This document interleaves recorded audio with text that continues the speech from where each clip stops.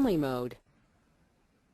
Hello everyone, this is Victor Dominguez of Business Performance USA. We thank you very much for joining us today. It's Tuesday, January, the beginning of 2015. And in essence, that's why we've set up this webinar and asked you to join us here, because we like to start off the new year with all of our clients and with our members of stepping back and looking at some very fundamental aspects of organizational alignment to create success. We find that when we take our clients through this process, they somehow have forgotten some of the nuances, so we find this is a good way to start off the new year. What you'll be hearing today on our webinar, which is presented by Milton Corsi, a good friend and esteemed colleague, is that this process may essentially sound fundamental at the beginning, but the truth is to go through a lot of the nuances and to get an entire organization on board with organizational alignment is actually kind of a tricky wicket, if you will. It requires people to change mindsets in time. It requires people to become accountable and transparent. And frankly, that's sometimes a difficult prospect for us humans, to be transparent at all times. But having said that, we'll take you through these nuances. And again, thank you, and feel free, of course, to ask us questions at any time. Of course, I am Victor Dominguez. You can see me there, but mostly our presenter is Milton Corsi today. I want to introduce you to Milton after just a couple of quick housekeepings. Feel free, of course, to ask us questions. You may ask us questions through the chat feature or the questions feature on your user interface from GoToWebinar. Whatever is easiest for you, we monitor both, so it really doesn't matter. Just go with what is most normal and natural for you. Also, feel free to contact me at any time, victor@businessperformanceusa.org, and we are here to help you grow your career, grow your organization, and shift the mindset and functionality of your organizations. We want to see you succeed. Best way to do that is just to ask us questions. We'll brainstorm together.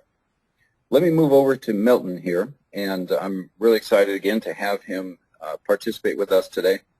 Milton Corsi is CEO of Evolution Management Training and Consulting. They are a leading provider of employee training and process efficiencies.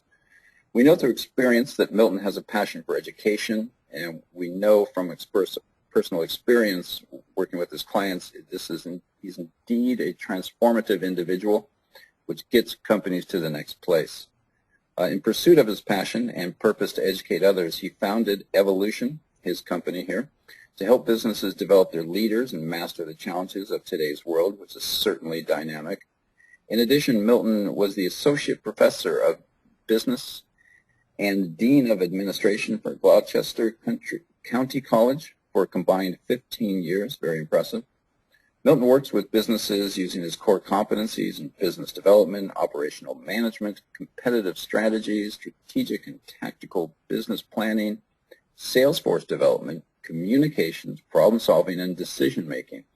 It's quite a wide slate of things, but he can move through an entire organization and get them aligned, which is the whole point of this webinar.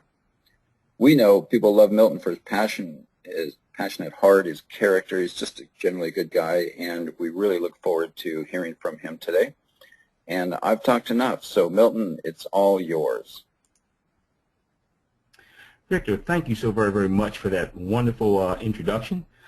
Sometimes when I hear him say those things about me, I kind of wonder who he's talking about. But at any rate, as Victor pointed out, we're here today really to talk about organizational alignment. And I like to think about it as kind of like your annual physical. You know, every year you go to your doctor just to get a checkup to make sure that everything's functioning kind of the way that it should.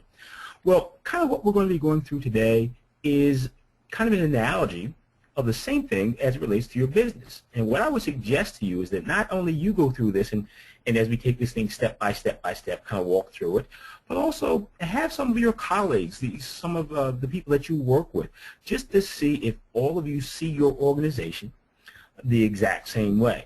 Oftentimes when I share this with clients, they're surprised by the results. But at any rate, we're going to walk you through this process. As you can see, there are two items here that are highlighted in green. They're outside of the circle. And these are things that we really don't control directly, but impact our businesses every day. These are going to be our results. In other words, what is it that we're looking to achieve? And also the environment. While we might be able to, through some lobbying efforts and other things, have some minimal impact on it, there's a lot of it that we cannot control, but it has a significant impact on our success. So we're going to talk about those two things first, okay, and kind of get a framework. And then we're going to begin with our strategy. We're going to go through what we refer to as core processes. We're going to take a look at the organizational structure. We'll look at the systems, and we'll explain what that means as we get into it. And then we'll talk a little bit at the end about the organizational culture. So that's kind of the process we're going to go through for our annual physical, okay? And let's begin now. So why don't we move on to the next slide. Milton, let me just jump in for 1 second. We've got to ask us here, and there's a lot of detail to the strategic alignment roadmap. Feel free to contact me, and I can get you a soft copy of this because we take clients through this process. Here's a quick example. We're working with a financial services client. They want to expand the scope of their service offerings and reach out to institutional partners. But that decision under strategy really affects all of the other 4 compartments there.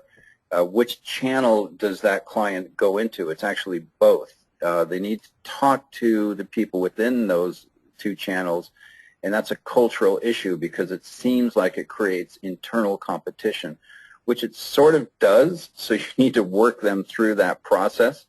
It changes the structure of how those institutional clients are serviced, and it changes processes. So whenever you're going to make a strategic decision, you really need to consult the entire scope here and understand how it will affect your company, and that gets down to communications, and that's why we have Milton talking to us. So thank you, Milton.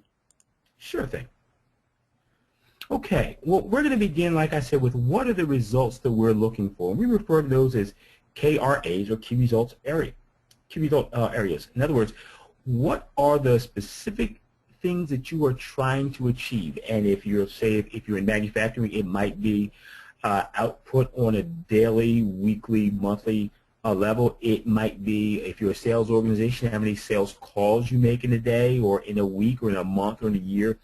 Whatever it is that you see or deem as being critical to your success. And typically in most organizations, you'll find that there are going to be a variety of these things. But that's really what we're talking about when we say key results. Victor? Thank you, Milton. Just a quick note here again on the Ask Us. You can ask us questions here or even ask us on the website on the membership wall.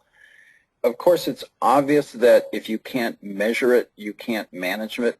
But the truth is, measuring performance across an entire organization is also tricky. Again, it gets down to requiring people to be accountable and transparent, and that's actually a very difficult thing to do. And it's when we consult with our clients, it's why when we ask them for results, because we're held to it, they really have a hard time demonstrating what was done and how it was done and why it was done. You really can't underestimate how difficult it is to measure performance across an entire organization. We can help you with that, but that's a bit more detailed, so feel free to take us up on that at a later time. Thanks, Milton. Sure. Okay, so as Victor so clearly pointed out, it is a challenging process, but there are some steps that we can take so that we can keep scores, in such a way that we make sure that we're moving towards our goals, right? Step number 1, we have to identify what those KRAs are. What are your key results areas? And as I mentioned, they're going to vary depending on every organization and really what your overall goals are, right? How are you going to measure them? As Victor also so eloquently pointed out, that is always a major league challenge. We need to figure out how we measure success in these key result areas. Okay, obviously we need to set a starting point. So, okay, where are we now? What are our current results? Okay, and where do we hope to get to over this period that we're measuring? It may be a year, maybe a quarterly, maybe monthly, whatever. So we have to be able to record our current results. We need to be able to measure our performance. And most importantly, we need to make sure, as Victor pointed out, one of the key elements in any organization's success is communication. Okay? So it's vitally important for us to communicate this information to those who are affected by it or those who depend on it. So whomever it is that is going to be measured this way, we need to make sure they are clear specifically on how we're measuring their success. So that's really kind of what keeping score is about, is a 5-step process. Identify the areas, determine how they're measured, record current goals, measure performance, and communicate, communicate, communicate. Let's move on to our next slide. Milton, I do have one question. We may need to park it towards the end, but let me throw it out there. Quote, are there things that cannot be quantitatively measured or scored but have significant impact on quantitative results? It's an interesting question. Yeah, that is. There are. They cannot be quantitatively measured. Yeah, you know, everything need not necessarily be quantitatively measured, but there has to be. If we can't, as Victor so ultimately pointed out, I think on our last slide, is if we can't measure it, it's very, very difficult for us to use that as a metric of our success. So maybe in that instance, if you say, okay, here's this thing that we think is important for us, but we can't figure out how to measure it directly, we may want to take a look at, okay, well, what is this process, what is this thing derivative of? Okay, and maybe that thing that's derivative of we might be able to measure. But personally, I think it's a challenge. If you cannot measure it, it's very difficult to use it as a metric for success. I don't know what you think, Victor. Yeah, I think, you know, it's hard to measure culture, but it's a gut feel. And that certainly has a significant impact. It's not, you know, it's not a metric per se, but it is an attitude, and that's the first area that I think is difficult to measure. But you know when the culture is right. When people can simply bring forward a problem and use it as an opportunity to grow and improve rather than be, you know, challenged or threatened for bringing a problem forward, that's it's hard to measure that, but you will see problems, people problems go away, and that's a middle manager issue. So quantitatively, when people issues stop showing up on the middle manager's desk and issues do actually begin to arise, correctable issues with a root cause to it, that is measurable and moves from a soft approach to a hard measurable approach. Milton, I'll kick it over to you. Okay, I actually like that. I think that Victor pointed out a very vital and important element, and one that is on our infographic that we showed you at the beginning, and that is culture. You're right, culture is difficult to measure, but it does really kind of set the stage for all these other things to be successful. So and the one thing I'll say about culture right now, and then we can revisit this, I guess, as the presentation goes on, is that, you know, every organization is going to have a culture, okay? And that culture can either be intentional, in other words, something that the leadership of the organization spends time in trying to enforce or spends time trying to understand and create, or you can leave it to circumstance, and a culture is going to bubble up from the bottom. But typically, when that happens, if we take that approach to culture, we typically don't get a culture that's going to be in alignment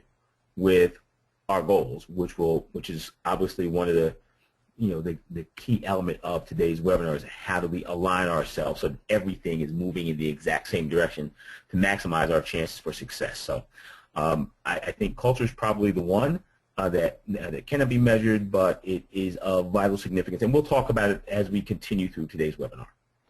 Thanks, and we'll get into, we have a reference here for a balanced scorecard, and offered by our audience. We appreciate that. We'll park that for now and pick it up again towards the end of this webinar. Thank you for referencing the scorecard and balanced scorecard. Okay. Okay. And this is just, now we're going to talk a little bit about, this is kind of a segue over to the idea of the environment. Okay, and this is so vitally important, and I'm going to share a story with you when we get to our next slide about organizational survival. And like it says, organizations must be, like anything that's alive, must be in harmony with its external environment. Okay, here it talks about embracing new technologies, competition, legal, social, and political climate. All of those things are important. I think you'll see on our next slide, what the life expectancy is of most organizations. And I think even if you look at billion-dollar firms, they have a relatively short life expectancy. I apologize for that. They have a relatively short life expectancy, and oftentimes when we take a look and say, well, why is that the case, we'll find out that that's the case because of their inability to stay focused in on their environment. So why don't we go ahead and move on to the next slide unless you have something to add, Victor. All good. Okay, fantastic. As it says here, most organizations eventually fade away because they fail to respond quickly enough to the changing environment around them. So as you can see here on the right side of this slide, right, it says only 3% of organizations survive 10 years. Right, that's a pretty ominous statistic. And even if you look at billion-dollar corporations, the average life expectancy of a billion-dollar organization is only 12 years. Amazing, right? And if you look at most of them, it really does deal with their environment. I'll give you a quick story. Mostly, I'm sure everybody on the webinar remembers Blockbuster Video. If you remember Blockbuster Video, like I do, and they were the preeminent force, at least here in the Northeast. I'm in New Jersey. I don't know if I shared that with you. They were the preeminent force in the video rental business. I guess it was back in the 80s to maybe even the early 90s. They were a major, major force. They don't exist today. And I would argue that the reason that they don't exist today is that they thought they were in the videotape rental business. And the technology changed. And that technology shift, that shift in the environment really became the beginning of their ending because they weren't in tune with it. If they had to stay focused, on necessarily what need they satisfied versus a specific technology of the moment, I would argue that they might still be around. Obviously, they wouldn't be renting videotapes, but they would still be in the home entertainment business. Anyway, that's just an example of this idea that we need to remain in tune with our environment as we move forward. So, and you have an ask us here, Victor. Well said. Yeah, and you hit on it, Milt, that watch for the peripherals, or what we call disruptive technologies, that is happening all around us. But on the day-to-day, learning adaptive problem solving to be able to respond to dynamic opportunities or dynamic situations is absolutely core. It begins on the front line, and it's how your organization grows just continually, but in very small incremental steps, which add up. So that's just another opportunity to ask us about your challenges and how we can talk you through, help you become an adaptive organization. Thanks, Milt. Sure thing. Okay. Now, when we're looking at the environment, because that's kind of a large kind of amorphous thing, but there are specific things that we need to take a look at, right? Who are your key customers? And have an understanding of them. Their likes, their dislikes, their needs, their wants, their desires. What's driving them? Who are your key stakeholders, right? And these are going to be not only your customers, but they're going to be your employees. They're going to be your stockholders. They're going to be anyone who has a vested interest in your organization or who is affected by your organization. Those would be people who we refer to as your stakeholders. We have key suppliers. What's their reality and what implications it might have for you. I'll share a really brief story here also because it's amazing how something like that can really cause a major, major problem. Now, this is back in the late 80s. This is when I was the Dean of Administration at Gloucester County College, and we were opening up some new computer labs. And we had ordered from IBM some PCs. And we ordered them in plenty of time to have them in time for the beginning of the fall semester. But as the semester approached, okay, they weren't delivered. We finally found out, believe it or not, we could not get, or we did not get these computers in time because of a supplier issue. IBM used one place for the glue to attach memory boards or chips to their motherboards, and it was a factory in Japan. The factory had caught on fire. That caused a huge bottleneck in their entire production and distribution plant. So we need to think about those types of things, right? What could be the problem? What could be an issue for us? And how do we deal with that reality? Right? We need to take a look at our external influences. And we just talked, we talked quite a bit about technology, but there are other things, right? Political change, legal change, sometimes just a community, what is acceptable and what is not acceptable changes. We need to be aware of that. We need to keep in touch with that. And also the economy, you know, I mean, what does the current economic status or what does either future economic status say about or impact, how does that impact our business? We need to be aware of that. And also, what are the current market conditions? So these are areas that we need to focus in on, or that you need to think about as we're going through this process and address it. Who are your customers? Who are your stakeholders? Who are the suppliers? You know, external influences. Which ones are most likely to cause you a challenge or provide opportunity this year? Okay. Thanks, Milton. We've got a question from the audience here. Do you include competitive dynamics with current market conditions? I would, certainly. External influences could follow to that as well, but certainly competitive dynamics of what the competitor is doing. So you have a comment on that, Milton?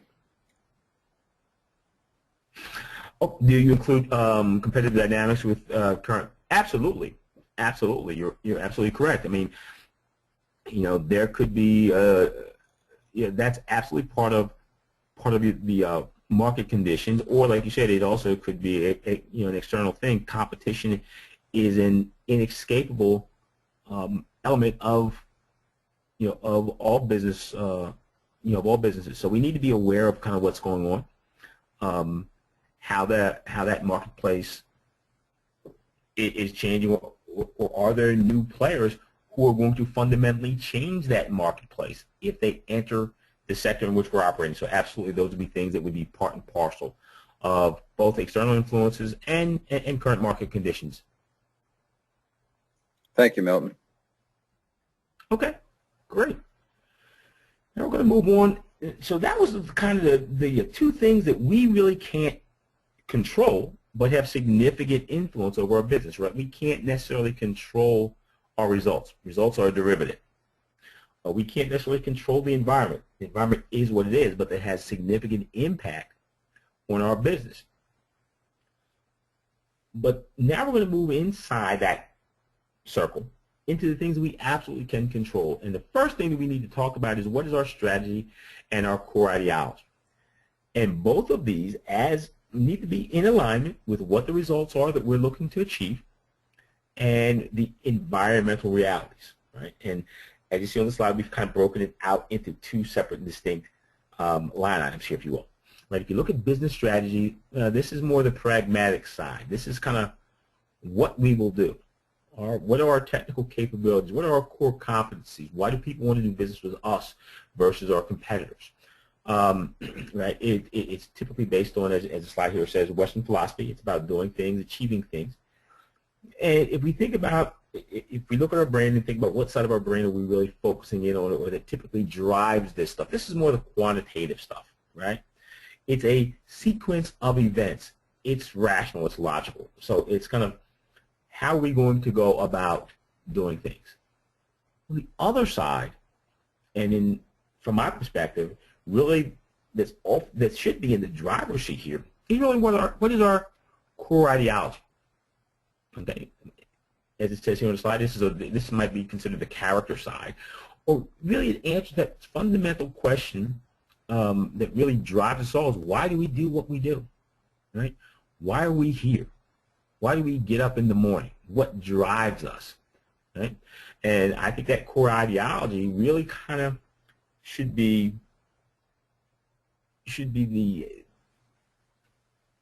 the basis on which we build our strategy, right? It talks about our social relationships. What need are we satisfying? Why are we an important part of this society? It's a kind of an Eastern philosophy thing. It talks about being. It's right brain centered. So what's your strategy? What's your core ideology? How are those in alignment with the results that you seem to be seeking? Can you sync them up?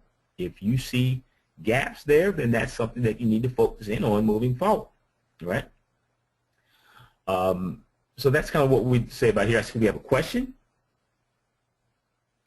Yeah, we do. You can pick it up if you care. Okay, see.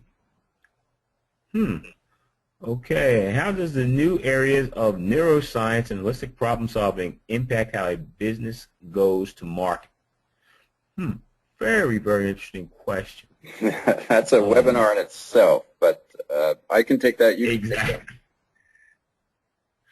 I guess what I would say about that is just one thing. Like you said, that's an entire, we can go on and on and on talking about those two things. But I think what's important here that I would like to share with the audience is that I think the question really gets to the idea of why do people do business with you?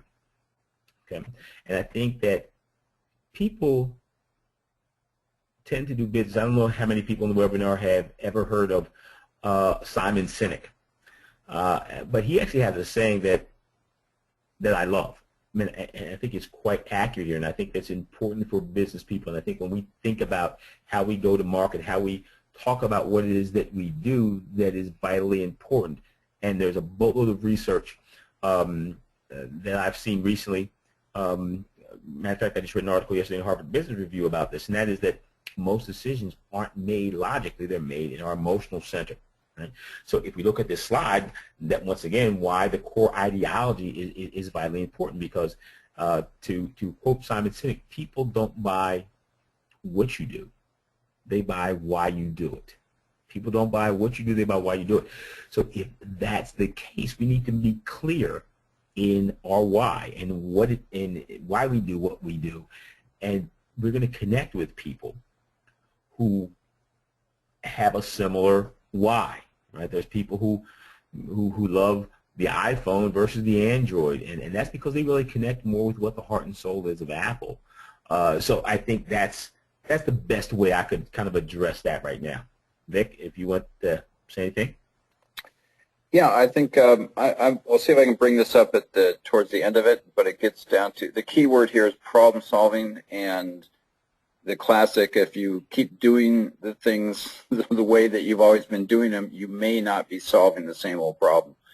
And our brains are hardwired to repeat patterns. And so if you have the same problem-solving pattern, you're probably going to come up with the same so-called solution. And it's breaking out of those patterns and that hardwiring of your brain. So we'll come back to that towards the end of the webinar, because you've got a lot more to share, and I want to get to it. So thanks. Okay, let's do it. Okay. Now the next thing, if you recall back to the original infographic, like I said, I couldn't reinforce more that I think it's important for you, because there's so much stuff here, to make sure that you reach out to Business Performance USA and really get a copy of that. And I would share it with everybody who's a key player in our organization, and make sure you kind of walk through it. Have them walk through it independently, and then come together, because I think what you'll find is that you're not all going to see your organization the same way. But anyway, to get to our core processes here, okay, you can think about a core process as kind of like, what is it that you do? And if you look at the slide here, it talks about your inputs and your outputs and a process map through which you go through. What are the tasks that we have to do, okay, to really create whatever that primary product is? If it's, say, the Apple iPhone, for example, right? What are the inputs? What are the raw materials that they have to buy? Then what are each and every fundamental task that has to happen, so that at the end of that process, that manufacturing process, you get an iPhone at the end, right? So in every organization we have that. I don't care if you provide a physical product or if you provide a service. right? There's a core process. Why do people do business with you? What is that thing that you do better than everyone else? And that's really what this core process kind of asks us, right? What are those things? It may be 1, 2, 3 things that you do that are really fundamental, and that is kind of what the core process thing is all about. We have an ask us here, Victor. Yeah, indeed. It's again, there's more to it than it looks, but be very careful with your input. Really set your business requirements with your input. What must be accomplished? Answer the question why, because you're asking people to do things. Tasks are very important and less than hardwired when you constantly look and find new ways to do things. In regards to outputs, your outputs is a validation of your strategy and your task efficiency, and then really you go back to a loop. You may need to adjust your input after examining and measuring your outputs. But this is a 30,000-foot level, and we encourage you to come to the website and ask us a specific situation.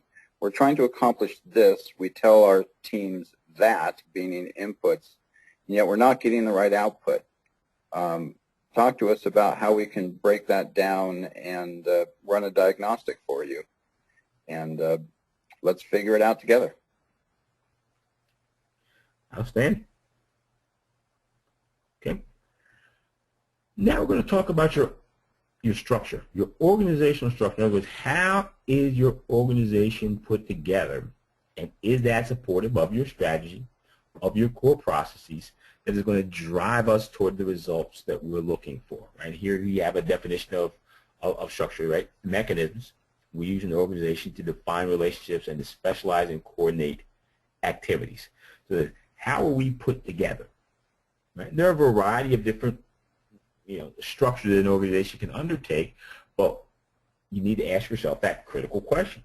Is the structure, is the way that we're put together, does it make sense? Is it driving us towards our results? Is it supportive of our strategy? Does it make the most sense? Is it supportive of our core processes? Does it make sense for us? Victor? Yeah, it does. The ask here, just one structure. Structures and systems usually are at the root cause of problems that we face in business. Yet when you survey managers, particularly middle managers, they will express frustrations over their people problems. I would suggest don't look for people problems first, but really look to the structure of how you guys communicate and work together and collaborate and what systems you use, and then that's often where you'll find the root cause of the issue. If there isn't a root business cause of it, then you do have a people problem, but that's a different issue. But again, it's typically people get frustrated and act a certain way, and it looks like a people issue, but it's probably not. Look deeper. Look to your structure of your organization. I think that's a fantastic point. Well said. I couldn't agree with what you said there more. You're absolutely right. And I see we have another question here, and it talks about, so alignment shapes the value of outputs, right? If a business culture is not well aligned, does it suffer when it comes to profitability? I would say absolutely it is.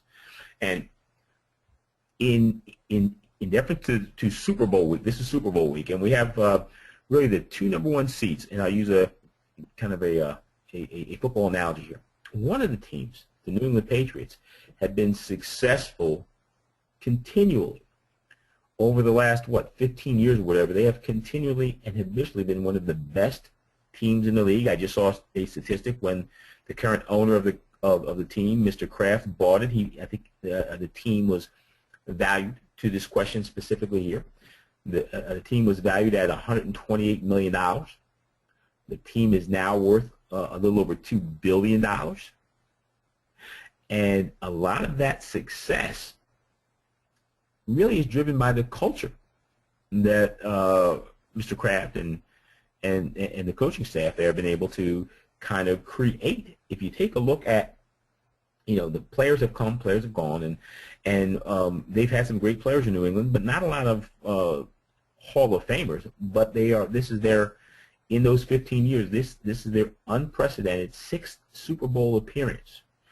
And I think a lot of it goes to the culture that they've created, and that culture does, in fact, when it is well aligned, does, in fact, create profitability and create success. And I think that if you look at that organization, because they don't have the greatest players in the world, no one's going to say they have the greatest array of athletes, but they have a culture, they have a structure, they have, what we'll talk about next, they have systems in place to create the most effective and efficient organization that they can.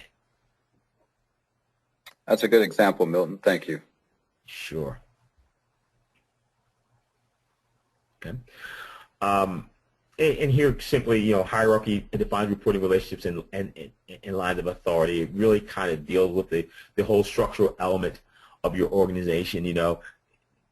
Sometimes, like Victor had just said in the Ask Us on the last slide, you'll oftentimes find that things that appear to be people problems are really, like you said, structural problems or systems problems, and oftentimes those reporting relationships, those lines of authority, are really where we'll find the challenges. So I couldn't agree more with what Victor said previously about the idea that don't necessarily look at people first, kind of look at the way that you are structured and see if that really is the driver of the problem. Exactly. Mm-hmm. Just a quick note, call out, it's been noted that Mrs. Kraft was also a significant influence on the organization. I agree with that, and I think the organization misses her terribly. But, without question. Without question. Just more of a comment that I believe, Mr. Kraft certainly has his hands on the wheel, but Mrs. Kraft brought in culture and had a significant influence. Just quick note. Oh, important one. You're absolutely correct. Now, this is kind of a follow-up to what we've been talking about as far as the organizational structure is concerned. And what you find in higher performing organizations, right, organizations that simply perform very, very well, as this infographic shows, right, we have our core work, which we talked about a few slides back, really. What is it that we do? What is it that we produce?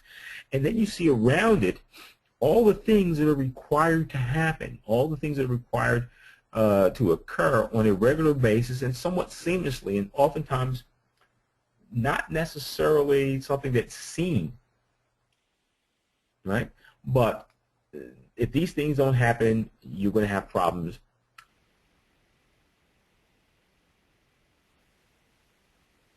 Yeah, I was answering an online question there. This is this graphic, Milt, as you know, because you're very familiar with it, can fly in the face of hierarchy in a sense. What it really is about sharing responsibilities, about collaboration. It's about breaking down departmental silos so that you can build cross-functional disciplinary teams.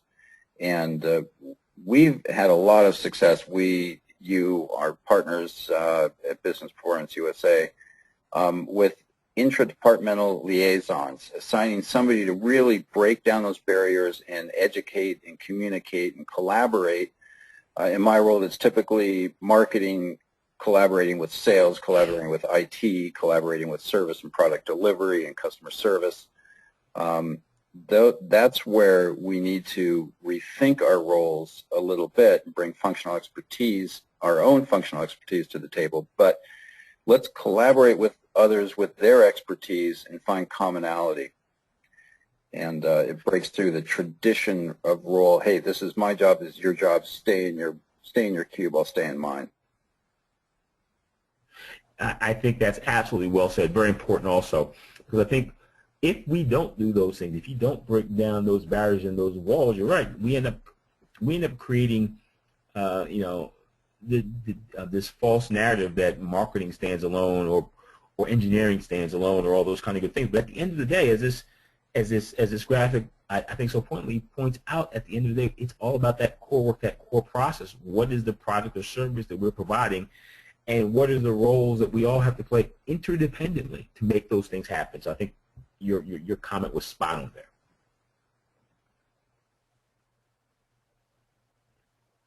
Okay. Now we're going to move on and talk about systems. Okay. And there are really two separate and distinct types of systems that we're going to talk about here. Okay. The first is really how you coordinate work practices, and the second is really how you develop people. Because I know in my practice, and I know with my friends at Business Performance USA also believe that, really one of the most, if not the most valuable asset that any organization has is its employees. So it's important that we have a specific system in place about how we develop those people, how we grow those people, so that they can become as valuable to us, and they can begin to self-actualize and become the best person that they can become. So systems are the next thing we're going to talk about at this point. So I don't know, Victor, it looks like you might want to add something here. Well, it's I see people get caught up into systems seemingly that they need to be really hardwired. And systems, to me, are very adaptable, particularly if you work in a very dynamic business environment, and particularly if your organization needs a high-touch approach on the front line where your company meets the customer. And those customer demands not only are dynamic during that interaction, but throughout the life cycle of that customer in your organization. You need to step back and really develop a system which will learn from the experiences of all your employees. That requires a lot of communications and sharing of intrinsic knowledge. Well said. Good. Moving on. Yep, let's keep going. Okay. Well, why do we have to have these things that Victor just talked about so eloquently? Why do we need these systems? Well, for a variety of reasons. Like I said, it helps. It helps the organization.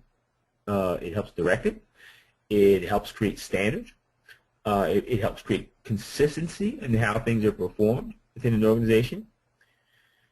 And it also provides a framework for development for both the organization and for individuals and employees within the organization. Okay, so that's why it's important that we pay attention to systems. And I'll reiterate this even through the last few slides of today's presentation, and that is that it's vitally important that we continue, okay, to make sure that all of these things are in alignment. Remember, that's what today's webinar is really all about. How do we make sure we as an organization are heading in the appropriate direction and everything within the organization is pointing in that direction for us? Thanks, Milt. Sure. Now, as you recall, we talked about two different types of systems. Okay. I think we missed a slide there. If we can go back one, Victor, I'm sorry. Coordinating systems. Right, we have coordinating systems. And these are really the ones that focus in on how work gets done. Right? Talks about how we communicate, how we disseminate information, how we kind of define and measure performance. Okay? Where is authority and how is it exhibited throughout the organization? That's a coordination system. Okay? So that's kind of related to the nuts and bolts of necessarily what you do. You might say this is closely aligned with that core process kind of thing, right? So that we can create that end product or that service in such a way that we meet or exceed our customers' wants, needs, and desires. Okay. Now the next type of system, the development system. Okay. This is how do we grow our employees, right? From the day that we hire to the day that person hopefully retires with us, or that they separate, irrespective of how that separation occurs, right? What's our process, right? How do we train? How do we evaluate, promote, reward within our organization? It's important because this speaks so very, very much to our employees, right? It tells them the importance that management, that leadership places on that person's development. And by the way, if we look at, generational differences within organizations, right? If we look at, Gen Xers and the millennials, in that particular group, you'll find that this is vitally important to them because they're always interested in their own growth. Not as much baby boomers. Baby boomers were a bit more loyal, but you find these millennials that really are interested in how are you going to help me grow, how are you going to help me self-actualize. So this is an important thing for any organization, right? So development systems need to be in alignment with everything else that we're doing. Okay? Are we, in fact, at the question and answer? It looks like we are, my friend. It looks like we are. Yep. So I am hopeful that that our webinar today, and it's giving you some food for thought about how you assess your organization's alignment and whether or not your organization is in a position to be successful as it can possibly be this year. Do you have those 7 elements all pointing in the same direction? And just to remind us, what are those elements? We have our results. We have our environment. We have strategy. We have core processes. We have our systems. We have our structure. And we have, ultimately, our culture, right? And as I mentioned, we talked about the New England Patriots. Culture really has a significant impact on this entire process. So at this point, if there are any other questions or anything you'd like to add, Victor, I think we should move on to that.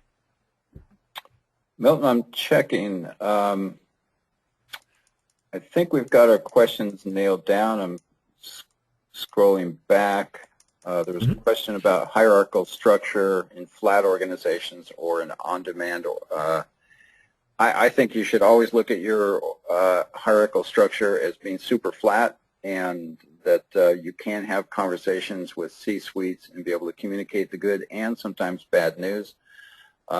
So I'm more and more giving less deference to hierarchy and breaking down those levels of command structure as well.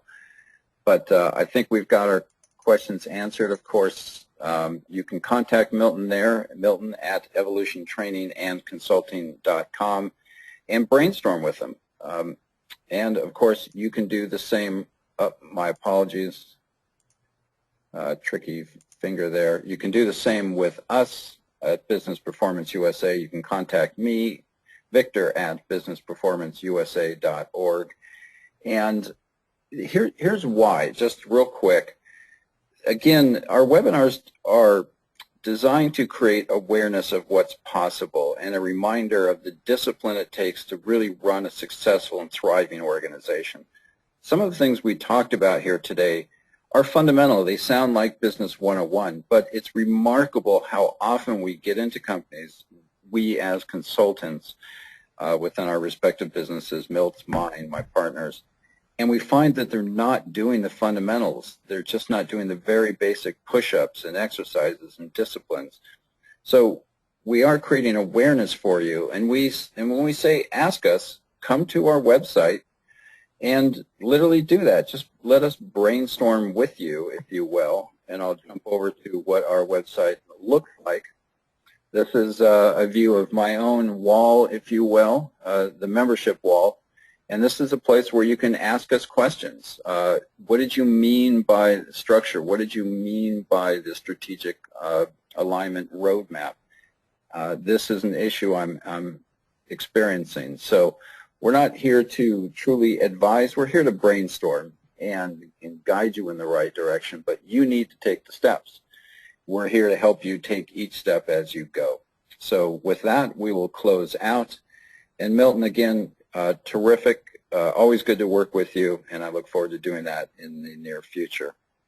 So we will be closing out, folks, and one last check for questions. We're good. So again, thank you, everybody, and this will be viewable again on our website, businessperformanceusa.org. Under the videos column, you can see all of the things we've done here. There's close to 60 videos, or webinars there is, on all of these topics. Join up. It's free. And let's all increase our performance in 2015. Thank you. Take care. Take care, Milt. Bye-bye. Bye.